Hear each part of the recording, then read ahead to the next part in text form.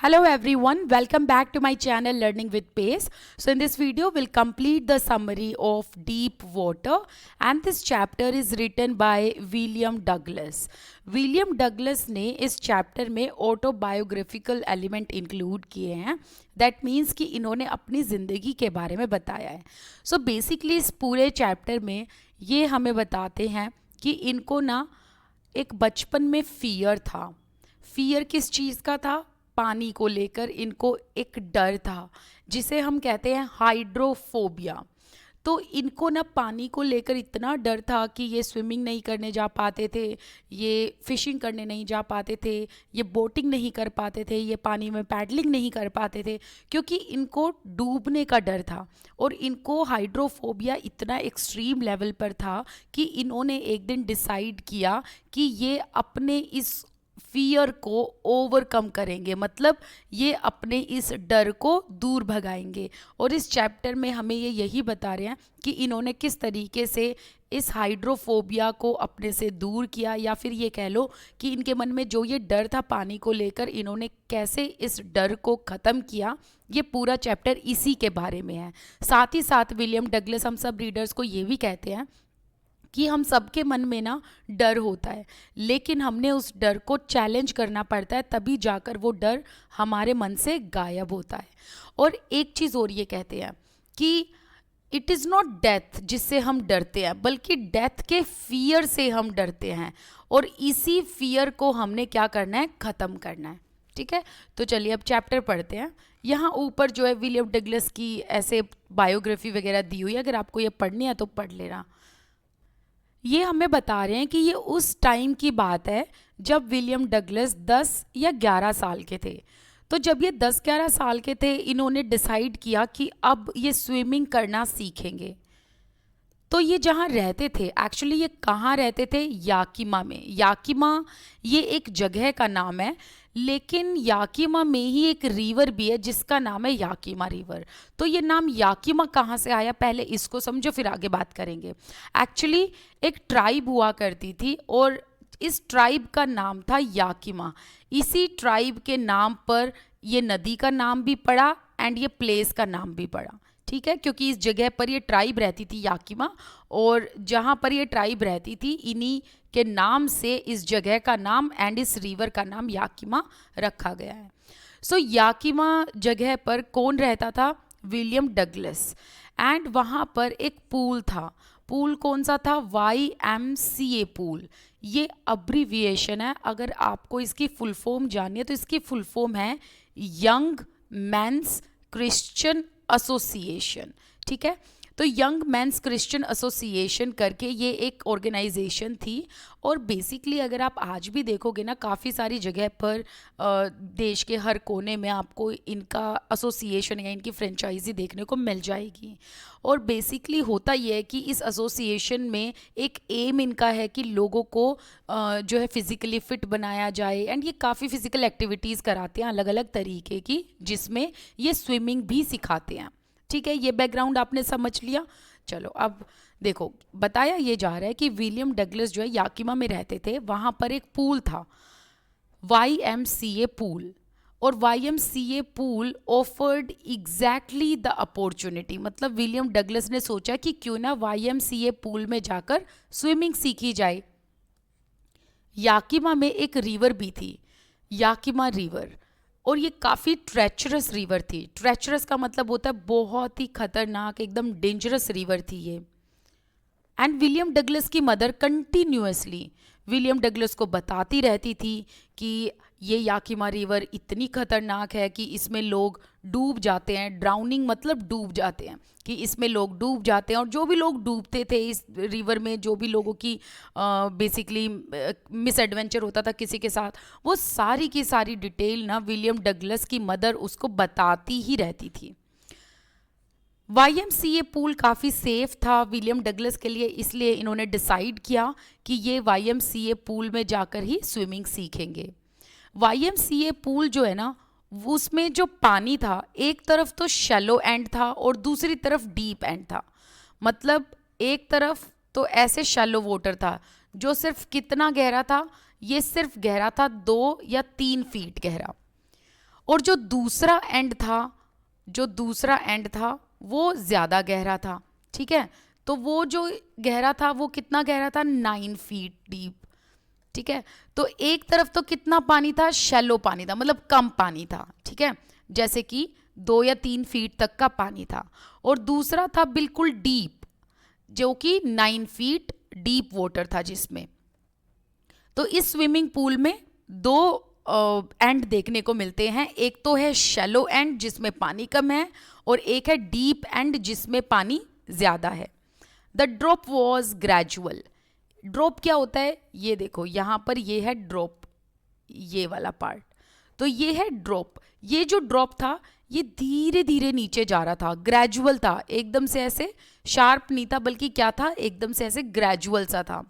I got a pair of water wings and went to the pool. अब William Douglas ने decide ही कर लिया था कि YMCA पूल को ज्वाइन करेगा। और जब इसने स्विमिंग सीखने का डिसाइड किया तो इन्होंने कुछ वाटर विंग्स खरीद लिए, इनका पेयर खरीद लिया। वाटर विंग्स क्या होते हैं, ये ना आर्म्स वगैरह में पहने जाते हैं जो आपको डूबने से बचाते हैं। तो ये वाटर विंग्स खरीद कर YMCA पूल चले गए। I hated to walk naked into it and show my skinny legs, but I subdued my pride and did it। तो एक्चुअली बात ये थी कि विलियम डगलस ना काफ़ी स्किनी थे और इतने ये दुबले पतले थे, तो इनको ना स्विमिंग पूल में जाने में शर्म आ रही थी। क्योंकि देखो स्विमिंग पूल के ना अपने अलग से कुछ कपड़े आपको पहनने पड़ते हैं जो थोड़े से टाइट क्लोथ्स होते हैं, तो इनको काफ़ी ऐसे शाइनेस एंड एम्बेरसिंग सा फील हो रहा था स्विमिंग पूल वाले कपड़े पहनने में एंड स्विमिंग पूल जाने में। और इनको इनसिक्योरिटी थी अपनी स्किनी लेग्स को लेकर। लेकिन लास्ट में इन्होंने अपनी इनसिक्योरिटी वाली फीलिंग को सबड्यू किया, मतलब कंट्रोल में किया, and did it. That means कि इन्होंने डिसाइड किया कि अब ये पूल जाएंगे एंड स्विमिंग सीखेंगे। वैसे विलियम डगलस को शुरुआत से ही पानी से एक एवर्जन था। एवर्जन का मतलब होता है हेट। तो इनको शुरू से ही पानी पसंद नहीं था, और इसके पीछे भी एक रीज़न है, क्योंकि इनके साथ कुछ ऐसा इंसिडेंट हुआ था जिस इंसिडेंट की वजह से इनको पानी से सॉर्ट ऑफ नफरत हो चुकी थी। जब ये 3 या 4 साल के थे तब ये इंसिडेंट हुआ था। तो जब ये 3-4 साल के थे, ये अपने फादर के साथ एक बीच में गए थे, जो बीच कहाँ था, कैलिफोर्निया में, ठीक है। तो जब विलियम डगलस 3-4 साल के थे, ये कैलिफोर्निया बीच में गए अपने फादर के साथ। तो विलियम डगलस के जो फादर हैं एंड विलियम डगलस हैं, वो दोनों ही सर्फ एरिया पर खड़े हो गए, मतलब जो बीच एरिया का किनारा होता है जहाँ पर वेव्स आकर टकरा कर वापस चली जाती हैं, ठीक है। तो ये वहाँ खड़े हो गए, और विलियम डगलस ने डर की वजह से अपने फादर को पकड़ लिया, बहुत तेज से पकड़ा, लेकिन फिर भी सी वेव्स ने विलियम डगलस को गिरा दिया। इनफैक्ट विलियम डगलस के ऊपर से होकर सी वेव्स चली गई और वो कुछ टाइम तक पानी में बरीड हो गया। बरीड का मतलब यहाँ पर ये है कि काफ़ी टाइम तक वो पानी के अंदर डूबा रहा, और विलियम डगलस को कुछ टाइम तक फिर सांस भी नहीं आई, एंड वो काफ़ी ज़्यादा फ्राइटन्ड हो गया, मतलब काफ़ी ज़्यादा वो डर गया। एंड इस सिनेरियो के बाद विलियम डगलस के फादर को काफ़ी हंसी आई। लेकिन विलियम डगलस के साथ जो ये हुआ जब ये 3-4 साल का था, ये ऐसा इंसिडेंट हुआ कि यहाँ से विलियम डगलस के मन में पानी को लेकर एक टेरर बैठ गया, एक डर बैठ गया। और डर ये इसलिए बैठा था क्योंकि एक तरफ तो विलियम डगलस ने अपने फादर का हाथ पकड़ा हुआ था, और दूसरी तरफ उन्होंने ये नोटिस किया कि इतनी तेज़ उन्होंने अपने फादर के हाथ को पकड़ा हुआ था, फिर भी ये वेव्स इतनी ओवर पावरिंग थी, मतलब इनमें इतनी ताकत थी कि विलियम डगलस को नीचे गिरा दिया। देखो अब आपको कैसे एक ऑर्डर याद रखना है। जब ये 3 या 4 साल के थे तब इनके साथ ये इंसिडेंट हुआ था कि जो वेव्स हैं उन्होंने विलियम डगलस को नीचे गिरा दिया, और तब से इनको पानी से नफरत होने लगी। फिर जब ये 10 या 11 साल के थे तब इन्होंने डिसाइड किया कि ये YMCA पूल जाएंगे, वहाँ पर ये स्विमिंग सीखेंगे, ठीक है। तो अभी हम YMCA पूल की बात करेंगे। इससे पहले इन्होंने अभी हमें ऊपर वाले पैराग्राफ में अपना एक इंसिडेंट बताया था कि क्यों इनको पानी से नफरत होने लगी थी। तो जब ये YMCA पूल गए तो इनको वो मेमोरी दोबारा याद आ गई जो इनके साथ हुई थी जब ये 3 से 4 साल के थे, और इनके मन में वापस से वो डर आ गया। लेकिन धीरे धीरे इन्होंने अपना कॉन्फिडेंस गेन किया, क्योंकि पहले तो ये स्विमिंग पूल जाने में डर रहे थे, फिर स्विमिंग पूल जब ये गए तो इनको वो मेमोरी याद आ गई, वो अनप्लेजेंट मेमोरी जो इनके साथ हुई थी जब ये कैलिफोर्निया बीच गए थे अपने फादर के साथ। लेकिन धीरे धीरे इन्होंने कॉन्फिडेंस गेन किया और इन्होंने अपने वाटर विंग्स पहने, और वाटर विंग्स के साथ साथ इन्होंने पैडलिंग भी शुरू की। इस स्विमिंग पूल में ये अदर लड़कों को देखते रहते, उनको एप करते रहते। एपिंग का मतलब नकल करना। तो ये जब भी स्विमिंग पूल जाते वाटर विंग्स पहनते, ये पैडलिंग करते और आसपास के लड़कों को देखकर उनसे सीखने की कोशिश करते, उनको कॉपी करते। तो इन्होंने 2-3 बार ऐसे किया कुछ दिन के लिए, बट इनको धीरे धीरे पानी के साथ कंफर्टेबल फील होने लगा। मतलब ये धीरे धीरे पानी के साथ ईज करने लगे। लेकिन उसी टाइम इनके साथ कुछ और मिस एडवेंचर हुआ। अब क्या मिस एडवेंचर हुआ वो देखते हैं।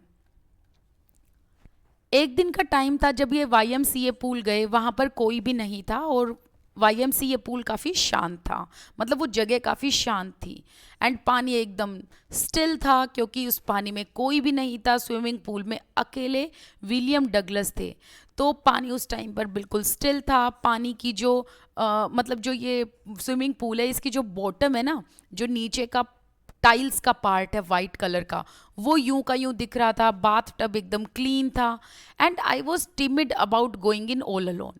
लेकिन वहाँ पर स्विमिंग पूल में कोई भी नहीं था, इसलिए विलियम डगलस को पानी में जाने में डर लग रहा था। टिमिड का मतलब है डर लगना।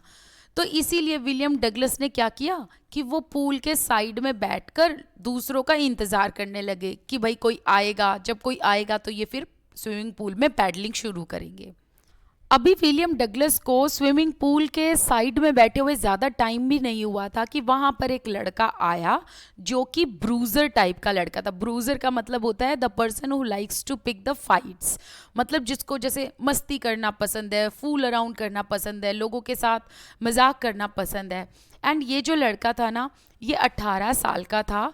इसकी चेस्ट पर थिक बाल थे एंड इसका जो फिजिकल अपीयरेंस था वो बहुत ही सुंदर था। जैसे कि इसके लेग्स एंड आर्म्स में रिपलिंग मसल्स थी, मतलब जैसे डोले शोले टाइप्स के बने हुए थे। एंड वो एक परफेक्ट स्पेसिमेन था, मतलब एक परफेक्ट एग्जाम्पल था बॉडी का। मतलब ये कह सकते हो कि जैसे ऐसे लड़के होते हैं ना जिनके जो जिम वगैरह जाते हैं, उनके ऐसे हट्टे कट्टे हाथ होते हैं, हट्टे कट्टे पाँव होते हैं और वो मतलब 6 पैक वगैरह निकाल लेते हैं। तो ऐसे लड़कों का वो एक परफेक्ट एग्जाम्पल था। और ये जो बिग ब्रूजर है, 18 साल का जो ये लड़का है, ये आया विलियम डगलस के पास और इसे कहता है हाई स्किनी, मतलब हाई दुबले पतले बच्चे। और फिर कहता है how would you like to be ducked. Ducked का मतलब होता है प्लंज करना या पुश करना। तो वो कहता है कि तुमको अगर पानी में धक्का दे दिया जाए तो तुमको कैसा लगे। इतना कहते ही विलियम डगलस को उसने उठाया एंड पानी के अंदर फेंक दिया। विलियम डगलस जिस पोजीशन में बैठा हुआ था, मतलब सिटिंग पोजीशन में वो बैठा हुआ था, उसी पोजीशन में वो पानी के अंदर गया एंड वो सांस लेने की कोशिश कर रहा था, बट उसे सांस नहीं आई। तो इंस्टेड उसके मुंह में पानी चला गया। क्योंकि जब स्विमिंग जिसको नहीं आती ना, तो उसके साथ यही होता है, वो सीधा नीचे जाकर डूब जाता है और वो सांस नहीं ले पाता। एंड वो एक साथ नीचे बॉटम में चला गया, मतलब वो नीचे चला गया, वो डूबने लगा एंड वो काफ़ी डर गया। लेकिन वो इतना नहीं डरा था कि वो अपनी विट्स को यूज़ ना कर पाए। विट्स का मतलब है अपना दिमाग, अपनी इंटेलिजेंस। तो यहाँ पर विलियम डगलस हमें बता रहे हैं कि सिंस वो सिटिंग पोजीशन में बैठा हुआ था, इसी पोजीशन में वो नीचे जाकर गिरा एंड जब वो सांस लेने की कोशिश कर रहा था तो उसके मुंह में पानी चला गया, तो उसने पानी स्वेलो कर लिया। लेकिन वो डरा तो हुआ था, बट वो इतना नहीं डरा कि वो उसका दिमाग ही काम करना बंद कर दे। तो जब वो नीचे जा रहा था, मतलब जैसे लगा लो कि ये 2 फीट, मतलब ये 2 जो है तरीके से ये स्विमिंग पूल बना हुआ था, एक तरफ था शैलो एंड और दूसरा तरफ था डीप एंड। तो ऐसे वो डीप एंड में नीचे जब वो जा रहा था ना, जाते जाते उसने नीचे ऐसे प्लान बनाया, उसने प्लान बनाया कि वो ऊपर कैसे आएगा। तो यहाँ वो ये कहना चाह रहा है कि उसकी इंटेलिजेंस इतनी काम कर रही थी, उसका दिमाग काम कर रहा था, जब वो नीचे डूब रहा था तब भी उसका दिमाग काम किया और उसने एक प्लान बनाया कि वो कैसे ऊपर आएगा। तो उसने प्लान ये बनाया कि जैसे ही वो इस बॉटम को टच करेगा, जैसे कि ये बॉटम हो गया, आप साइड में डायग्राम देखोगे ना, आपको देखो एक सेकेंड। तो वो कह रहा है कि जैसे ही वो इस बॉटम को, यहाँ पर ये स्विमिंग पूल का जो नीचे का ये पानी का बॉटम है, यहाँ पर जैसे ही वो टच करेगा, यहाँ से वो पैर टच करते ही एक बिग जंप लगाएगा, मतलब ऊपर की तरफ उछलेगा और जैसे ही वो ऊपर की तरफ आएगा वो सरफेस पर आकर सीधा ऐसे लेट जाएगा और पैडल करना शुरू कर देगा और पैडल करता करता वो पूल के एज में आ जाएगा। ठीक है, तो मैं आपको थोड़ा सा यहाँ पर समझाती हूँ। देखो जैसे कि ये शैलो एंड है एंड एक सेकेंड, ये स्विमिंग पूल का है शैलो एंड, ये ड्रॉप ग्रेजुअल है एंड ये है डीप एंड। ठीक है, तो यहाँ पर पानी है, समझो इतना पानी है। ठीक है, तो अब उसने क्या प्लान बनाया, देखो यहाँ बैठा हुआ था विलियम डगलस। ओके, तो और जब वो बैठा हुआ था उसने पाँव ऐसे नीचे लटका रखे थे, तो जब उसको धक्का दिया वो नीचे जाकर गिरा। जब वो नीचे जाकर गिरा तो आते आते उसने नीचे डूबते डूबते प्लान बनाया। उसका प्लान ये था कि जैसे ही वो यहाँ नीचे डूबेगा और नीचे उसके पाँव इस बॉटम को टच करेंगे, मतलब जो तली है इसको टच करेंगे, वैसे ही वो अपने पाँव से एक जंप लगाएगा और अपना प्रेशर लगाएगा पानी के अगेंस्ट और जंप लगाकर वो सीधा ऊपर आ जाएगा और ऊपर आते ही वो यहाँ पर फ्लैट लेट जाएगा और फ्लैट लेट कर वो पैडल करते करते स्विमिंग पूल के एज पर पहुंच जाएगा, मतलब किनारे पर पहुंच जाएगा। ये उसका प्लान था। बट जो उसने सोचा था उसके बिल्कुल अलग हुआ। जब वो नीचे डूब रहा था, it seemed a long way down, उसे ऐसे लगा कि वो 9 नहीं बल्कि 90 फीट डूब रहा है। मतलब जब वो नीचे गिरा ना ऐसे स्विमिंग पूल में 9 फीट पे, वो इतना नीचे ऐसे जा रहा था, उसे लग रहा था कि ये 9 फीट 90 फीट के बराबर है। मतलब उसका ये 9 फीट लग ही नहीं रहा था, ऐसे लग रहा था कि ये 90 फीट नीचे जा रहा है।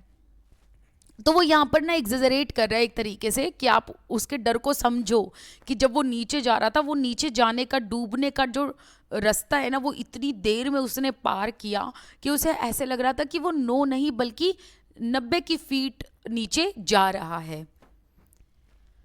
Before I touched bottom my lungs were ready to burst. अब इसने प्लान तो क्या बनाया था कि ये बॉटम टच करके ऊपर आएगा, लेकिन ये बॉटम टच तो इसने किया नहीं, लेकिन उससे पहले ही, बॉटम टच करने से पहले ही इसके lungs started bursting. That means कि इसको सांस लेना मुश्किल हो गया।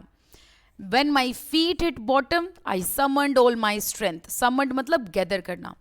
अब जैसे ही ये बॉटम में पहुंचा, इसके पांव जैसे ही इस बॉटम को टच हुए, इसने फटाफट से अपना जो जितना भी पावर, जितनी भी स्ट्रेंथ थी वो उसने इकट्ठी की एंड इन्होंने एक ग्रेट स्प्रिंग अपवर्ड किया। मतलब नीचे ज़मीन पर जैसे ही इनके पांव टच हुए, इन्होंने छलांग लगाई एक स्प्रिंग की तरह और ऊपर आने की कोशिश की। और जब ये ऊपर आने की कोशिश कर रहे थे तो इनको लगा कि ये एक बोतल का जो कॉर्क होता है ना, उस कॉर्क की तरह ऊपर से क्विकली आ जाएंगे। बॉब का मतलब होता है क्विकली। तो जैसे ही देखो, हम कोई बोतल जब ओपन, जैसे शैम्पेन की बोतल देख लो, शैम्पेन की बोतल का जो कॉर्क होता है, जब आप उसे एकदम से खोलते हो ना, वो कॉर्क एकदम ऊपर जाके उछलती है। ऐसे ही इन्होंने सोचा था कि ये नीचे बॉटम में जाते ही इतनी तेज छलांग लगाएंगे ना, इतनी तेज ऊपर स्प्रिंग की तरह आएंगे कि ये क्विकली एक बोतल के कॉर्क की तरह सरफेस पर आ जाएंगे। Instead I came up slowly. अब जो इनका प्लान था वो कामयाब नहीं हुआ। अब ये नीचे से जब ऊपर आ रहे थे वो इतनी आराम आराम से आए, इतनी आराम आराम से आए कि जो इनके प्लान से अपोजिट था। अब इन्होंने अपनी आंखें खोली। अब इनकी आंखों के आगे कुछ नहीं था, बस पानी ही पानी था। वो पानी जो कि थोड़ा सा भी डर्टी एंड येलो कलर का लग रहा था, टिंज का मतलब होता है थोड़ा सा कलर का टच। तो अभी इनको पानी कैसा दिखा, जैसे थोड़ा सा डर्टी येलो टाइप का, और अब ये पानी देखकर बहुत ही ज़्यादा डर गए। तो ये छटपटाने लगे।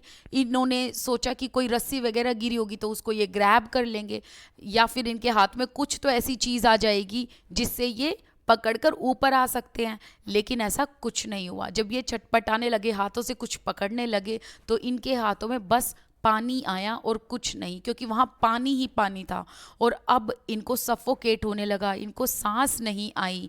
इन्होंने कोशिश की चिल्लाने की, येल करने की। येल का मतलब होता है चिल्लाना, स्क्रीम करना। इन्होंने कोशिश की चिल्लाने की, लेकिन इनकी आवाज़ बाहर नहीं आई। Then my eyes and nose came out of the water but not my mouth. तो जब ये पानी के ऐसे सरफेस पर आए, इनकी आंखें बाहर आ गई, इनकी नाक बाहर आ गई, लेकिन इनका जो माउथ है वो अभी भी पानी के अंदर था। I flailed at the surface of the water. Flailed का मतलब होता है छटपटाना, वेवर करना। तो इन्होंने पानी के अंदर वेव करने की कोशिश की, ठीक है। Swallowed and choked. अब इन्होंने सांस लेने की जैसे कोशिश की, इनके मुंह में दोबारा से पानी भर गया एंड ये चोक कर गए। देखो एक्चुअली जब इन्होंने पहली बार ट्राई किया कि ये बॉटम टच करके ऊपर छलांग लगाएंगे, जब ये ऊपर आए तो ऊपर ये बहुत स्लोली आए, बहुत धीरे धीरे आए। और धीरे धीरे आकर भी हुआ ये कि इनकी आंख और नाक तो पानी के सरफेस से बाहर थी, लेकिन पानी के अंदर इनका मुंह रह गया। अब इन्होंने जो है सांस लेने की कोशिश की, लेकिन सांस इनसे ली नहीं गई और मुंह में पानी चला गया। I tried to bring my legs up. अब इन्होंने कोशिश की कि ये अपने टांगों को ऊपर लाएंगे ताकि ये पानी के सरफेस पर थोड़ा सा स्विमिंग कर पाए। इन्होंने सोचा कि ये अपनी लेग्स को ऊपर लाएंगे ताकि ये स्विमिंग कर पाएँ, बट अब इनकी लेग्स इनको ऐसे लग रही थी जैसे कि लेग्स पर डेड वेट रखा हो, क्योंकि इनकी जो लेग्स थे वो इनके प्लान के साथ कोऑर्डिनेट नहीं कर रहे थे। देखो एक्चुअली जब हम स्विमिंग पूल में जाते हैं ना, हमारी बॉडी को कोऑर्डिनेट करना आना चाहिए। हमारी बॉडी में जब तक बैलेंस नहीं आएगा तब तक हम स्विमिंग नहीं कर सकते। तो इन्होंने कोशिश की कि ये अपने पैर ऊपर ले आएं, लेकिन इनके पैर नीचे के नीचे लटके रह गए।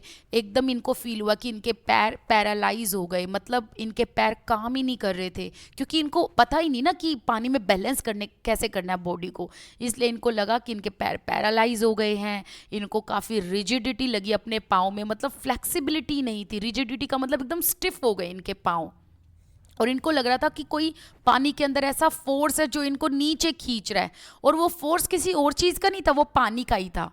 अब ये चिल्लाने लगे, लेकिन किसी ने इनकी आवाज़ नहीं सुनी। ओनली पानी ही वहाँ था जो इनकी आवाज़ सुन पा रहा था।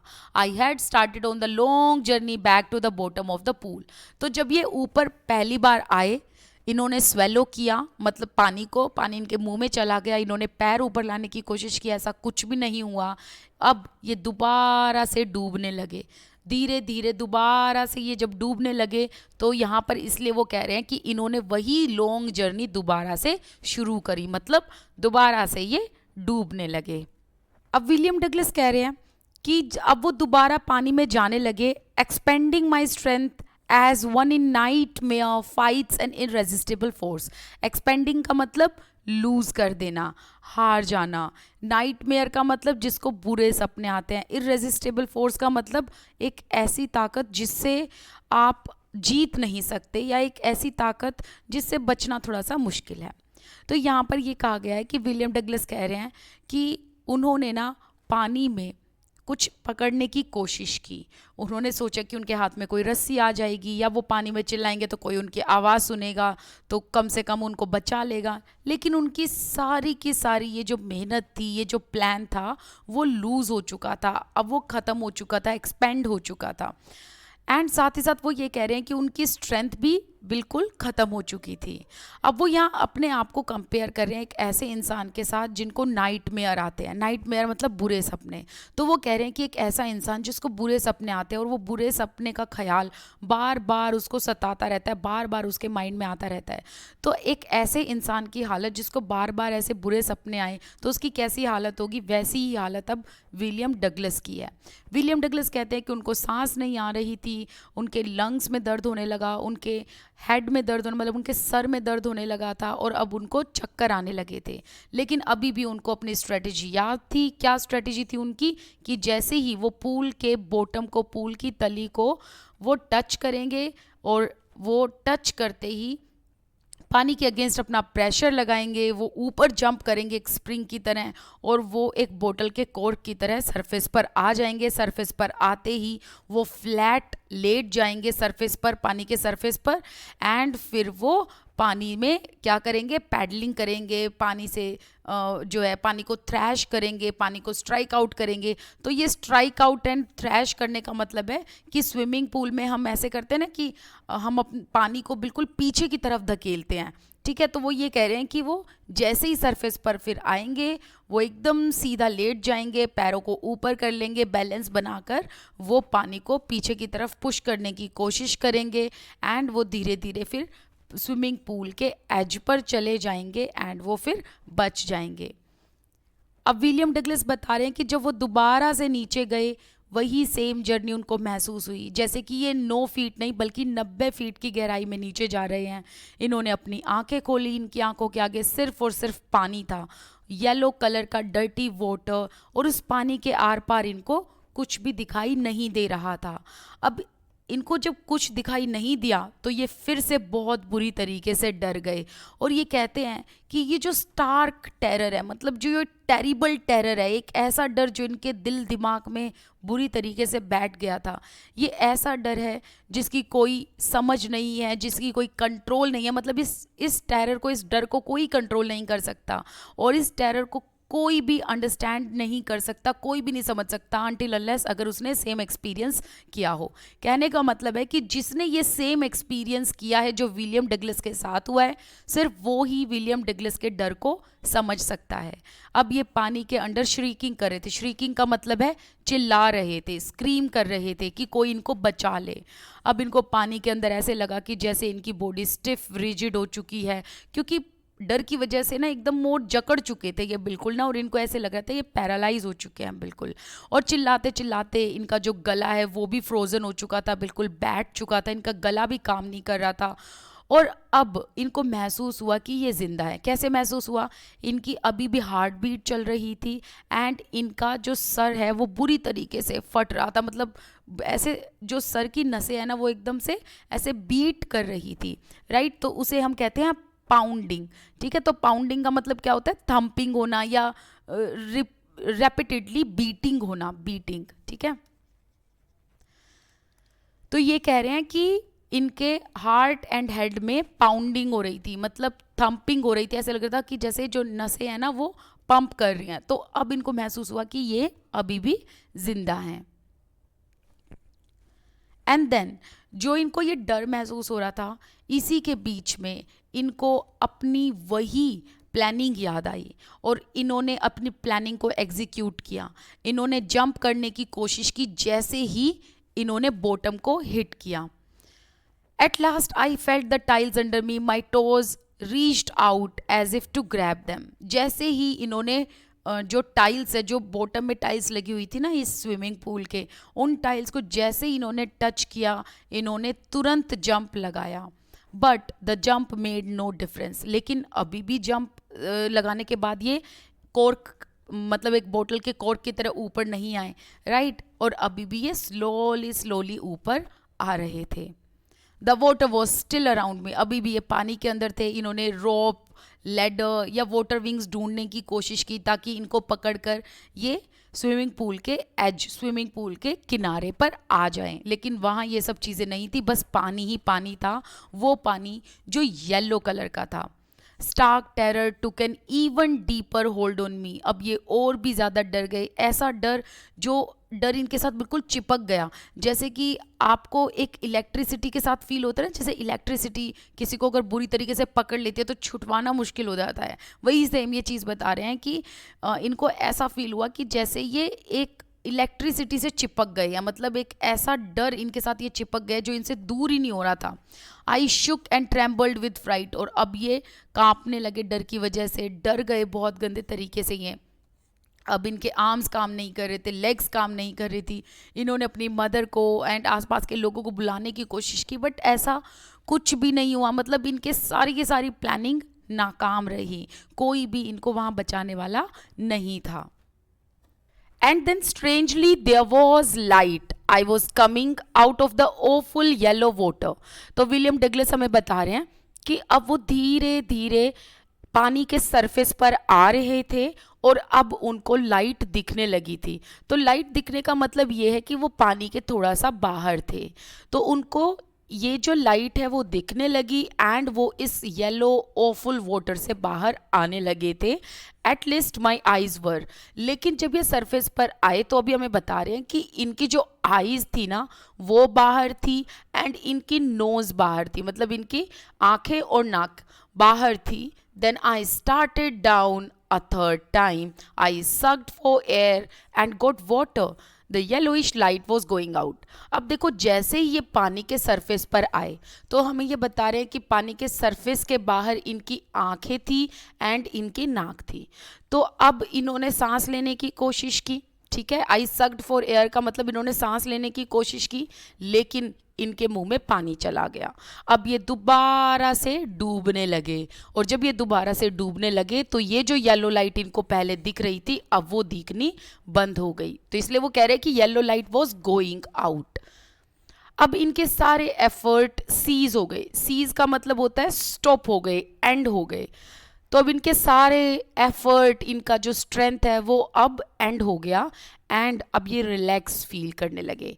इनकी लेग्स में इनको लिम्प महसूस होने लगा, मतलब वीकनेस महसूस होने लगी। इनकी आंखों के आगे इनके दिमाग में अंधेरा सा छा गया एंड इस अंधेरे की वजह से इनके ब्रेन से जो फियर था वो सारा फियर हट गया। इस ब्लैकनेस ने, मतलब जो ये अंधेरा इनके आंखों के आगे इनके दिमाग में छा गया था, इस अंधेरे की वजह से ये कुछ प्रॉपर ऐसे सोच नहीं पा रहे थे, समझ नहीं पा रहे थे, क्योंकि अब ये अनकॉन्शियस होने लगे थे। तो इसीलिए अब इनके मन से डर चला गया था, अब इनके मन से टेरर चला गया था। टेरर का मतलब है डीप सीक्रेट डर जिसे कहते हैं, मतलब एक ऐसा टेरर जो, एक ऐसा डर जिसे बुलाया ना जा सके, उसे हम टेरर कहते हैं, ठीक है। अब इनको बिल्कुल भी पैनिक फील नहीं हो रहा था, अब इनको बहुत ही शांति एंड चुपचाप इनको फील हो रहा था, बहुत ही काम फील हो रहा था, और अब इनको ऐसे लग रहा था किसी चीज़ से डरने की ज़रूरत नहीं है। अब धीरे धीरे इनको नींद आ रही थी। ड्राउजी का मतलब नींद आना। सो बेसिकली यहाँ पर नींद आने का मतलब ये है कि ये ना अनकॉन्शियस होने लगे थे, मतलब बेहोश होने लगे थे। तो जब हम बेहोशी की हालत में होते हैं तो ना हमारा दिमाग काम करता है, ना हमारा मन, या ना हमारा सोचने की शक्ति काम करती है। तो इसीलिए इनके मन से ना अब ये टेरर, फियर जा चुका था, क्योंकि जब हम अनकॉन्शियस होते हैं हमें बस नींद आ रही होती है और हमें कामनेस महसूस होती है। तो ये कहते हैं कि अब इनको ड्राउजी फील हो रहा था, ये सोने लगे थे। अब ये कहते हैं कि अब इनको लग रहा था कि कोई ज़रूरत नहीं है जंप करने की, कोई ज़रूरत नहीं है बार बार ऊपर जाने की।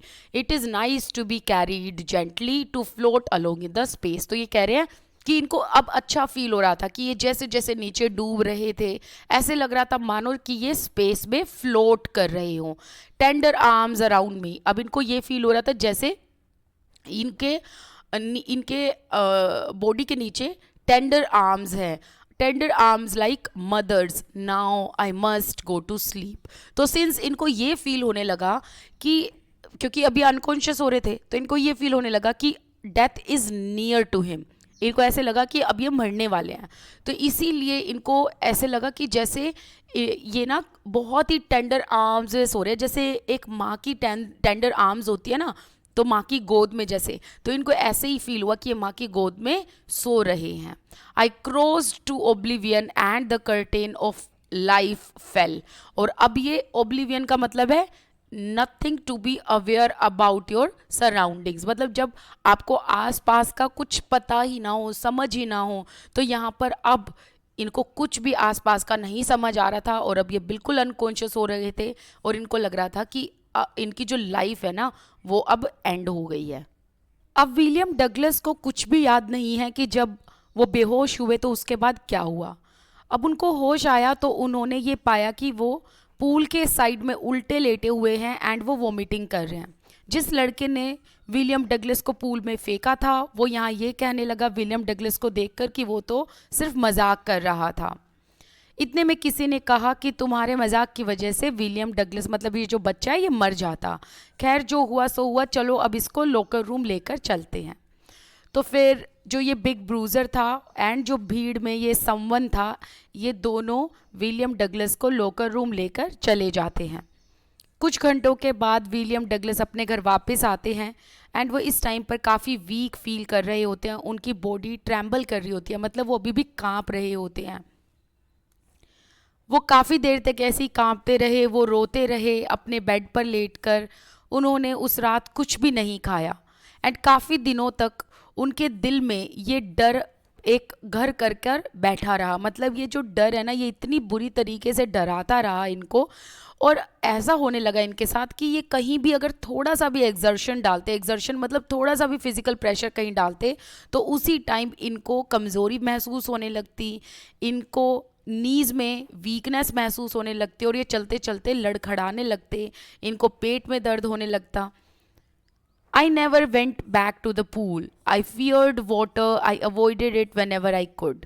अब इस इंसिडेंट के बाद इनको पानी से इतना डर लगने लगा कि ये पूल के कभी पास नहीं गए। इनको पानी से डर लगने लग गया बहुत गंदे तरीके से, एंड इन्होंने पानी से जितना हो सके दूर रहने की कोशिश की। अब कुछ सालों के बाद विलियम डगलस ने सुना कि वाटर ऑफ द कैस्केड्स हैं उनके एरिया में। वाटर ऑफ द कैस्केड्स का मतलब है झरने, waterfalls. I wanted to get in to them, और ये उन झरनों को देखना चाहते थे। And whenever I did, whether I was wading the Tieton और बम्पिंग रिवर और bathing in warm lakes of the Goat Rocks, the terror had seized me in the pool would come back. तो देखो यहाँ पर cascades का मतलब होता है झरने, वेडिंग का मतलब होता है टेक अ वॉक, मतलब सैर करने चले जाना, घूमने चले जाना। टाइटन और बम्पिंग रिवर ये नदी का नाम है। बेदिंग का मतलब होता है नहाना। वोम लेक ये एक लेक का नाम है, ये एक झील का नाम है। गोट रॉक्स ये एक जगह है, मतलब एक ऐसा एरिया जहाँ पर नदियाँ एंड जहाँ पर लेक्स वगैरह बहती हैं, और ये है यूएसए में, ठीक है। तो यहाँ पर ये कह रहे हैं कि जब इन्होंने कैस्केड्स के बारे में सुना, झरनों के बारे में, तो ये झरने देखने जाना चाहते थे।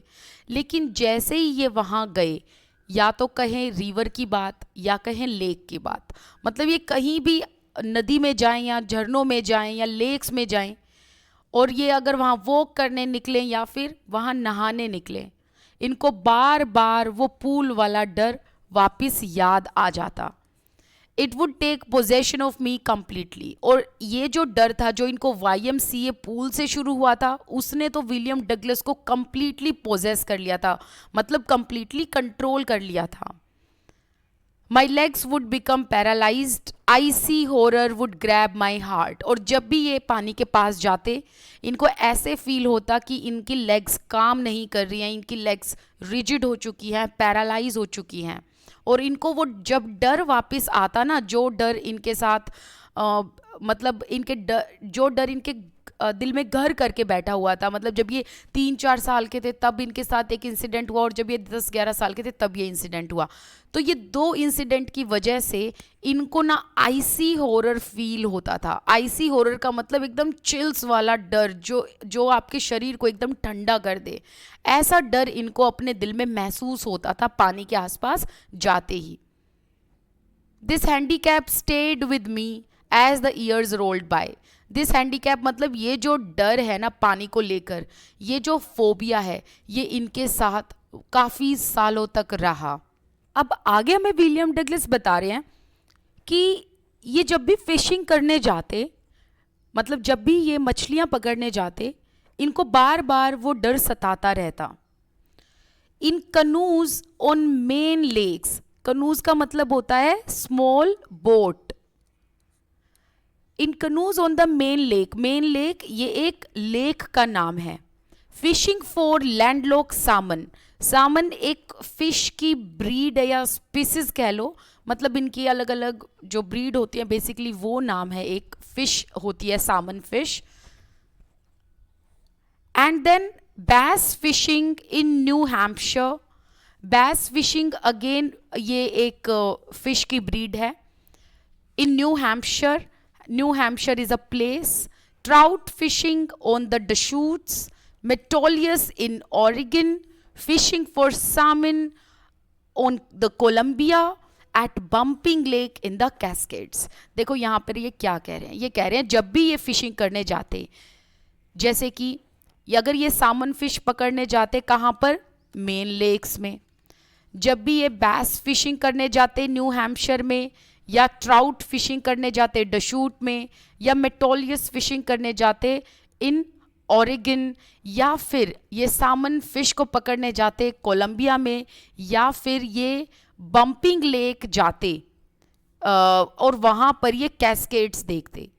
हर जगह जहाँ भी ये जा रहे थे लेक्स में या पानी के पास, चाहे वो वॉकिंग करने हो मतलब वेडिंग करने हो, या फिर बेदिंग के लिए हो मतलब नहाने के लिए हो, या फिर फिशिंग के लिए हो, ये जब भी जाते पानी के पास, ये जो फियर है ये इनकी आंखों के आगे आ जाता।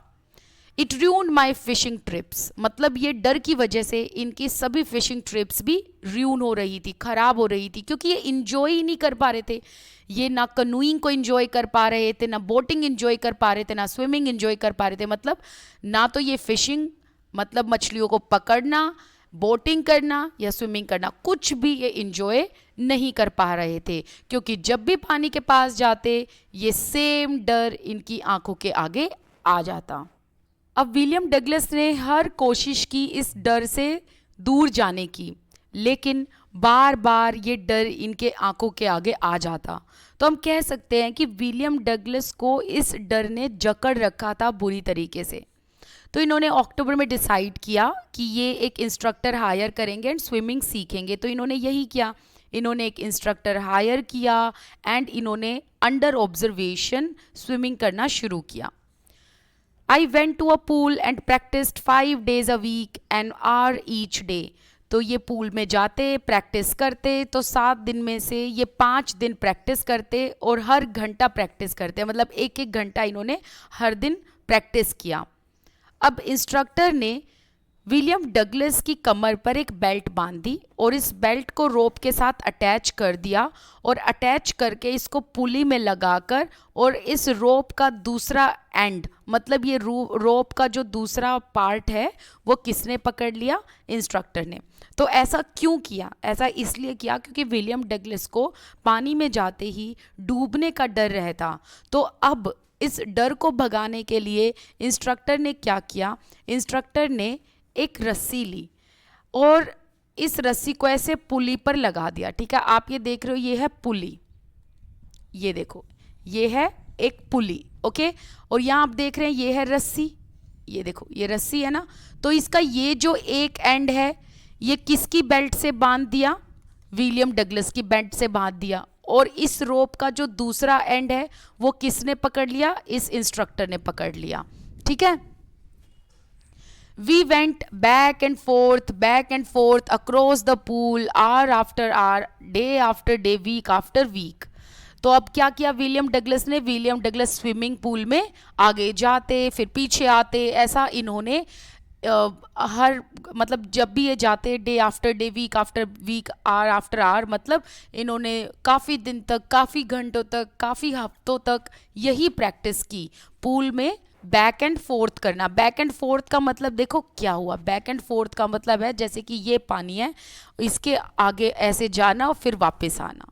ठीक है, On each trip across the pool, a bit of the panic seized me. अब जैसे ही ये पानी में बैक एंड फोर्थ की एक्सरसाइज करते या पानी के पास जाते, पानी के अंदर जाते, बार बार इनके मन में वो डर आता और इस डर की वजह से इनके पैनिक अटैक्स शुरू हो जाते थे. Each time the instructor relaxed his hold on the rope and I went under, some of the old terror would return and my legs froze. It was 3 months before the tension began to slack. Slack का मतलब धीरे धीरे खत्म होना. Then he taught me to put my face under water and exhale, to raise my nose and inhale. देखो यहाँ पर क्या बताया है, यहाँ पर ये बताया है कि अब इंस्ट्रक्टर ने ये देख लिया कि विलियम डगलस को बहुत डर है पानी से, और इंस्ट्रक्टर को ये भी पता चल गया कि ये पानी के अंदर ऐसे तो जा नहीं सकता विलियम डगलस. तो इंस्ट्रक्टर क्या करते, इस रोप को पकड़ते और जैसे जैसे विलियम डगलस पानी के अंदर जाता वैसे वैसे इंस्ट्रक्टर इस रोप को ढीला छोड़ देता, इसको रिलैक्स कर देता. अब बार बार विलियम डगलस पानी के अंदर जब भी जाता उसे ये टेरर याद आ जाता उसकी आंखों के आगे, एंड उसकी लेग्स पैरालाइज हो जाती, उसकी लेग्स काम करना बंद कर देती थी. ऐसा लगभग 3 महीने तक चला. 3 महीने के बाद इनको पानी के साथ थोड़ा थोड़ा कंफर्टेबल फील हुआ. तो देखो जैसे कि ये स्विमिंग पूल है, ठीक है, और ये है यहाँ पर पानी. तो जैसे जैसे विलियम डगलस नीचे जाते वैसे वैसे ये यहाँ पुली है और यहाँ इंस्ट्रक्टर खड़ा हुआ है सपोज करो, वैसे वैसे जैसे जैसे विलियम डगलस नीचे जाते वैसे वैसे ये जो इंस्ट्रक्टर है ये इस रोप को रिलैक्स करता, इसको थोड़ा सा ढीला छोड़ता, ठीक है. और जैसे ही विलियम डगलस पैनिक करने लगते, डर जाते, उसी टाइम ये इंस्ट्रक्टर इस रोप को वापस खींच लेता था.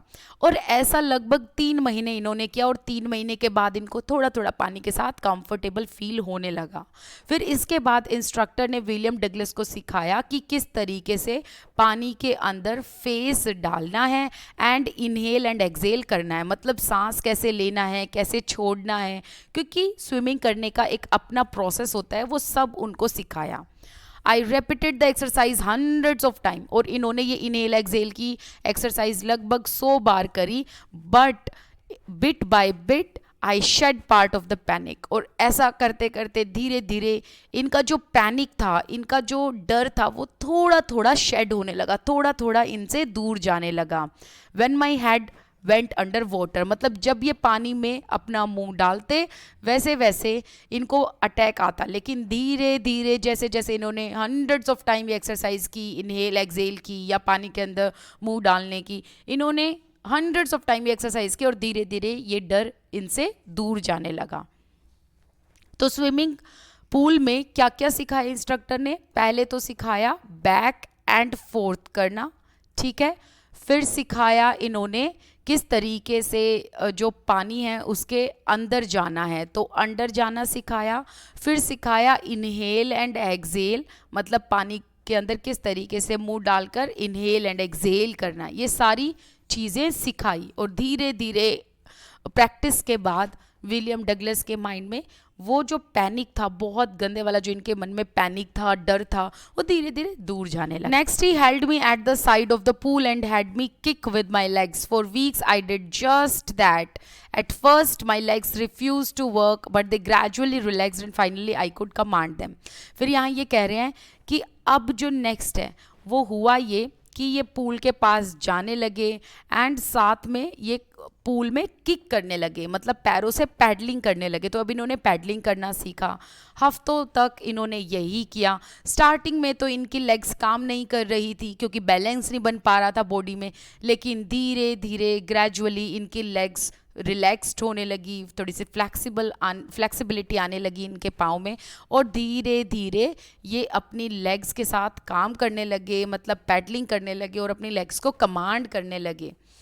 10 piece by piece he built a swimmer. धीरे धीरे इन्होंने हर एक स्टेप सीखा और ये एक स्विमर बन गए. इन्होंने हर एक पार्ट में प्रैक्टिस किया, परफेक्शन हासिल की. हर एक पार्ट का मतलब कैसे है, जैसे इनहेल एक्सेल, पानी के अंदर कैसे जाना है, पानी के बाहर कैसे आना है, पैडलिंग कैसे करनी है, राइट, वाटर को थ्रैश कैसे करना है, बहुत सारी चीज़ें इन्होंने ऐसे सीखी एंड पीस बाय पीस ये एक परफेक्ट स्विमर बन गए. अब इन्होंने पीस बाय पीस जो सीखा था एज एन इंटीग्रेटेड होल इन्होंने डिसाइड किया, मतलब कि जो जो इन्होंने सीखा था अब इन्होंने एक साथ उन सभी चीज़ों को ट्राई किया एंड अब ये स्विम कर पा रहे थे। तो अप्रैल में इनके जो इंस्ट्रक्टर थे उन्होंने कहा कि अब तुम अकेले स्विम कर सकते हो, चलो जाओ फटाफट से डाइव करो एंड इस पूल के लेंथ को कंप्लीट करो, वो भी क्रॉल स्ट्रोक में। तो यहाँ पर इंस्ट्रक्टर ने क्या कहा कि स्विमिंग पूल का लेंथ कंप्लीट करो। लेंथ क्या होता है, एक ये एंड हो गया स्विमिंग पूल का, एक दूसरा एंड हो गया, तो इस एंड से दूसरे एंड जाकर वापस उसी एंड पर आना इज कॉल्ड लेंथ। ठीक है, तो यहाँ पर इंस्ट्रक्टर ने कहा कि चलो फटाफट से क्रॉल स्ट्रोक करो और पूल का लेंथ कंप्लीट करो, और ऐसा करते ही विलियम डगलस ने वो लेंथ को कंप्लीट किया and the instructor was finished. और यहाँ पर इंस्ट्रक्टर का काम ख़त्म, क्यों? क्योंकि अब इंस्ट्रक्टर को पता चल गया कि अब ये स्विमिंग कर सकता है, तो इसलिए इंस्ट्रक्टर ने अब कहा कि अब तुम अकेले स्विमिंग कर सकते हो। एंड यहाँ पर इंस्ट्रक्टर का तो काम खत्म हो जाता है बट विलियम डगलस का नहीं, क्योंकि विलियम डगलस अभी भी ऐसे वंडर कर रहे थे, ऐसे सोच रहे थे कि क्या अभी भी तो उनके मन में टेरर नहीं है, तो इसीलिए वो पूल अकेले जाकर स्विमिंग करना चाहते थे। तो पूल वो अकेले गए ये देखने के लिए कि क्या अभी भी इनके मन में वो टेरर है या नहीं। तो ये पूल में अकेले गए, वहाँ पर इन्होंने स्विमिंग की एंड इन्होंने उस पूल का लेंथ कंप्लीट किया up and down. Tiny vestiges, vestiges का मतलब होता है ट्रेस, टाइनी का मतलब थोड़ा सा। Tiny vestiges of the old terror would return. जब ये अकेले इस स्विमिंग पूल में स्विमिंग करने निकले और जब इन्होंने इसका लेंथ कंप्लीट किया, up and down length complete किया, मतलब पानी के अंदर गए वापस ऊपर आए, पानी के एक एंड से दूसरे एंड गए फिर वापस वहाँ आए, तो इन्होंने जब ये पूरा लेंथ कंप्लीट किया तो इन्होंने ये नोटिस किया कि अभी भी इनके मन में टाइनी वेस्टेजेस है, मतलब ये जो डर है ना, जो इनके दिमाग में दिल में घर करके बैठा हुआ ये डर, इस डर के अभी भी ट्रेसिस थे इनके दिमाग में, मतलब ये डर पूरी तरह से गायब नहीं हुआ था। तो अब जैसे ही इनका डर वापस आया पूल में, इन्होंने अपने डर को कहा, trying to scare me, well here's to you, look and off I would go for another length of the pool. तो ये कह रहे हैं जब जब इनके मन में इस पूल में ये टेरर आया तब तब इन्होंने इस टेरर को कहा कि मुझे डराने की कोशिश कर रहे हो, ये लो अब तुम देखो। और ये टेरर को, मतलब उस डर को, उस फियर को चैलेंज करते और चैलेंज करते ही ये दोबारा से उस पूल में जाकर फिर लेंथ कंप्लीट करते। तो कहने का मतलब है जैसे कि अगर एक बार टेरर आया, इन्होंने चैलेंज किया उस टेरर को, उस फियर को इन्होंने चैलेंज किया कि मुझे डराने की कोशिश कर रहे हो, तो ये दोबारा डुबकी लगाते, दोबारा अप एंड डाउन स्विमिंग करते एंड फिर टेरर आता, फिर ये दोबारा चैलेंज करते, फिर ये दोबारा स्विमिंग करते। इन्होंने ऐसा किया ताकि वो डर इनके मन से बिल्कुल गायब हो जाए। लेकिन जुलाई तक इन्होंने ये किया तो सही बट ये स्टिल सेटिस्फाई नहीं थे, ये अभी भी श्योर नहीं थे कि ये डर बिल्कुल वैनिश हुआ भी है कि नहीं हुआ है। तो अब इन्होंने कुछ और ज़्यादा जोखिम उठाया, कहने का मतलब है इन्होंने कुछ और बड़ा सोचा। अब ये गए लेक में, कहाँ गए ये? Wentworth in New Hampshire, dived off a dock at Triggs Island and swam 2 miles across the lake to Stamp Island. देखो अब इन्होंने ये डिसाइड किया कि ये एक लेक जाएंगे। पहले तो ये पूल में जाकर, इन्होंने यहाँ पर पूल में जाकर अकेले स्विमिंग की ये देखने के लिए कि इनके मन में अभी भी वो डर का टेरर है या नहीं है। अब इन्होंने डिसाइड किया कि ये लेक जाएंगे। तो ये कौन सी लेक गए? लेक वेंटवर्थ, जो कहाँ थी? न्यू हैम्पशायर में।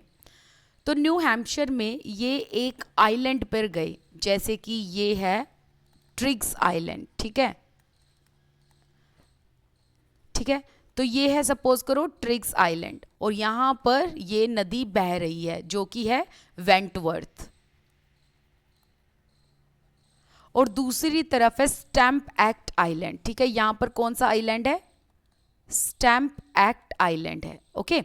अब देखो इन्होंने क्या किया, इन्होंने ट्रिग्स आइलैंड से ऐसे पूरी छलांग लगाई इस लेक के अंदर, वेंटवर्थ के अंदर छलांग लगाकर इन्होंने 2 माइल्स तक स्विमिंग की, ठीक है। तो 2 माइल्स तक इन्होंने स्विमिंग करी और स्विमिंग करते करते ये स्टैम्प एक्ट आइलैंड तक पहुंचे। इन्होंने जब स्विमिंग की तो अलग अलग स्ट्रोक में स्विमिंग की, क्रोल स्ट्रोक किया, ब्रेस्ट स्ट्रोक किया, साइड स्ट्रोक किया, बैक स्ट्रोक किया। ये स्ट्रोक क्या है? बेसिकली स्ट्रोक है ये तरीके स्विमिंग करने के, जैसे क्रोल करके स्विमिंग करना। ब्रेस्ट स्ट्रोक होता है जब हम पानी के सरफेस पर ऐसे लेटे हुए हों। साइड स्ट्रोक जब हम साइड में अपना साइड से स्ट्रोक कर रहे होते हैं।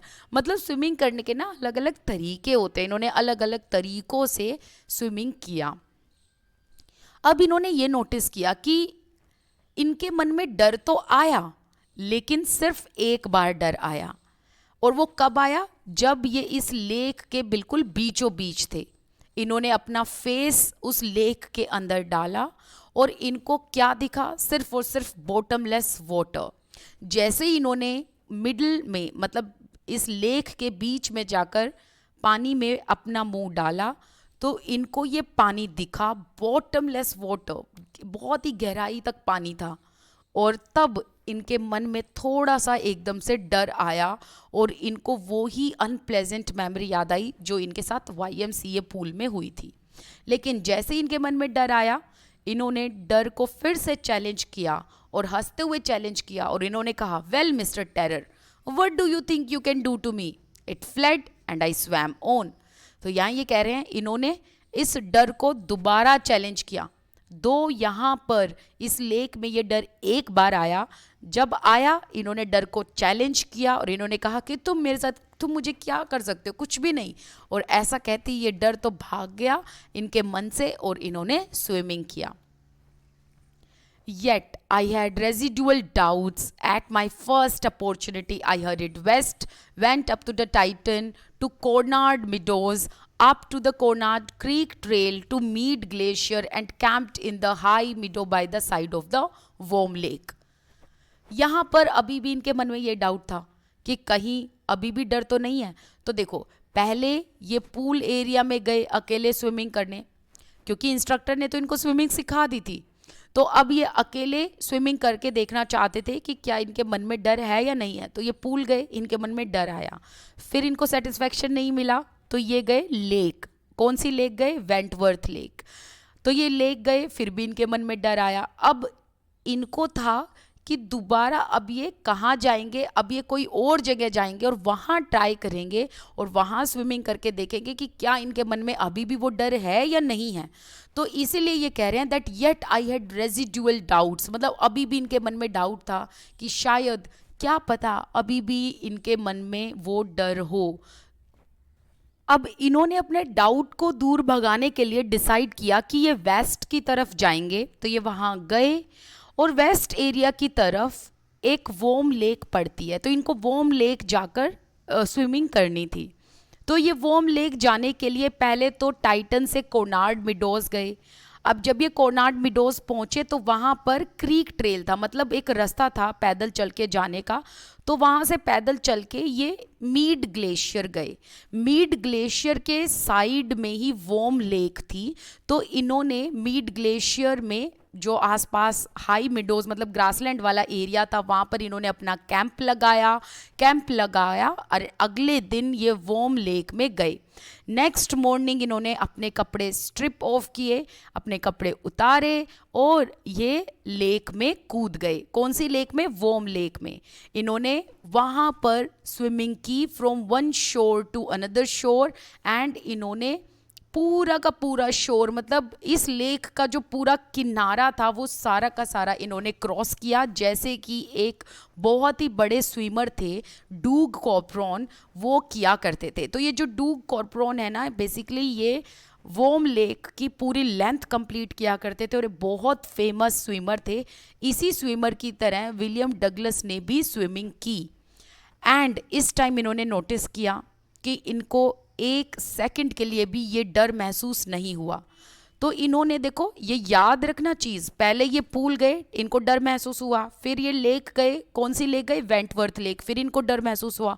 अब इन्होंने सोचा कि ये वॉर्म लेक जाकर स्विमिंग करेंगे। जब ये वॉर्म लेक गए तब इनके मन में एक सेकंड के लिए भी ये डर नहीं आया और अब ये बहुत खुश हुए और इन्होंने चिल्लाकर खुशी के मारे एकदम से ये चिल्लाए और जो इन्होंने बोला वो सारी की सारी आवाज़ इनको वापस एको होकर सुनाई दी। क्यों? क्योंकि वहाँ पर गिलबर्ट पीक थी। तो जब भी हम ऐसे माउंटेनियस या समिट वाले एरियाज़ में चिल्लाते हैं तो हमें हमारी वापस आवाज़ आती है, एको होकर आती है, राइट। तो वो ही इनको अपनी आवाज़ दोबारा सुनाई दी एंड अब इनको समझ आ गया कि इन्होंने पानी के डर को अपने से दूर कर दिया है, इन्होंने इस डर को जीत लिया है। This experience had a deep meaning for me as only those who have known stark terror conquered it can appreciate। ये कहते हैं कि जो इन्होंने एक्सपीरियंस किया है, जो इनके साथ हुआ है, इस चीज़ को वो ही समझ सकता है जिसने ऐसा ही सेम डर महसूस किया हो। वो ही इंसान इनकी इस जीत को अप्रिशिएट कर सकता है जिसने कभी ऐसा डर महसूस किया हो और उसको कॉन्कर किया हो। In death there is peace. There is terror only in the fear of death. As Roosevelt knew when he said, all we have to fear is fear itself, because I had experienced both the sensation of dying and terror that fear of it can produce. And the will to live somehow grew in intensity. ये कहते हैं कि जो death है ना, death में piece मिलती है। पीस का मतलब है कि जब हम मर जाते हैं तो उस टाइम हमारी सारी फीलिंग्स, हमारे सारे डर, हमारा टेरर ख़त्म हो जाता है। तो डेथ में क्या है? एक शांति है, एक पीस है। But there is terror only in the fear of death. वो कहते हैं लोगों को ना मरने से डर नहीं लगता, बट मरने के ख्याल से लोग डरते हैं। मतलब मरने के ख्याल को सोच सोच कर लोगों को डर लगता है। फिर कहते हैं कि जो रूजवेल्ट हैं, जो इनके फ्रेंड थे विलियम डगलस के, कहते हैं कि जो रूजवेल्ट है ना, उन्होंने सही कहा था that all we have to fear is fear itself. मतलब लोग ना डर के ख्याल से डरते हैं।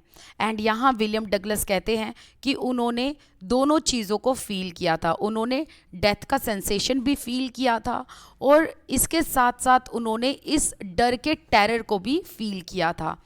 The will to live somehow grew in the intensity.